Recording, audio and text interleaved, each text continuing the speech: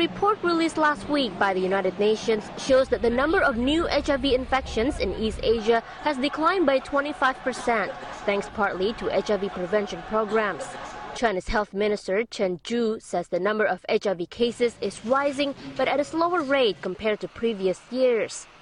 He also says the government has been providing free voluntary blood tests and antiretroviral treatments for AIDS patients without the necessary means. But of course, all these good efforts doesn't mean the work is done. China admits it still has a long march to AIDS prevention and control. There are now more than 300,000 confirmed HIV cases on the mainland, but the actual number could be around 3 times that many. The UN report also shows that the HIV virus is now spreading fastest in China through sex.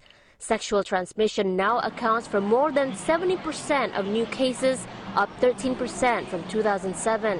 And most of the rest were attributed to drug users. But this year, concern was focused more on homosexual transmission. The report shows a dramatic increase in the number of infections among men who have sex with men.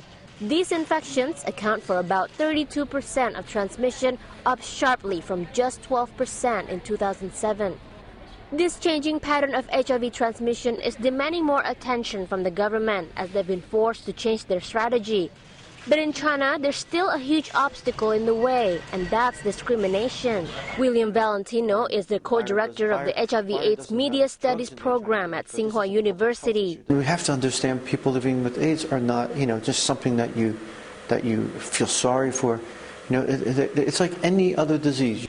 Valentino says many people refuse to be tested because they fear they might be discriminated against by employers or even by family members. According to a UN survey, HIV sufferers in China faced widespread discrimination and stigma. Incredibly, more than 10% of sufferers in China said they had been refused medical care at least once. Even just sitting, especially in China, where everybody sits at the table and eats together and uses chopsticks out of one, everybody says, oh my God, I can't sit down to the same table with somebody who has HIV/AIDS. And that's where the importance of education comes in. It's commonly known throughout much of the world that the virus can only be transmitted through sex, intravenous drug use, blood transfusion, or passed from a mother to her unborn child.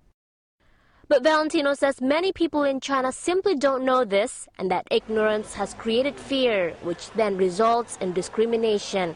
That's why he says the media has a tremendous opportunity and responsibility to promote awareness about the disease. There's a saying that the former head of UNAIDS, his name is Peter Piot, and he always said that journalists can save more lives than doctors. To break the stigma, the government has launched a video campaign last week featuring NBA star Yao Ming in Beijing. The message will be shown on 20 large outdoor screens in 12 cities. UNAIDS chief Michel Sidibe says the event shows positive signs that China is becoming more open when it comes to AIDS. China was chosen as the place to launch this year's UNAIDS report, in part to push China's leaders to work with non-government groups, many of whom either operate unofficially in China or are closely monitored. But even though the government has put a lot of money and research into AIDS prevention, it still remains sensitive about the issue. The Associated Press reported that just last week, a group of more than 30 AIDS patients were detained in Beijing after protesting for compensation outside the Health Ministry building. Sidibe says that China has agreed to hold an AIDS Human Rights Forum next year to discuss issues including patient care, the role of women in society, sex workers, and the gay community. The figures show that the HIV prevention work is making a difference here in China, but with many of the country's 1.3 billion people still in the dark about HIV awareness, the fight against the virus is an ongoing battle. Sylvia Gunawan, BON.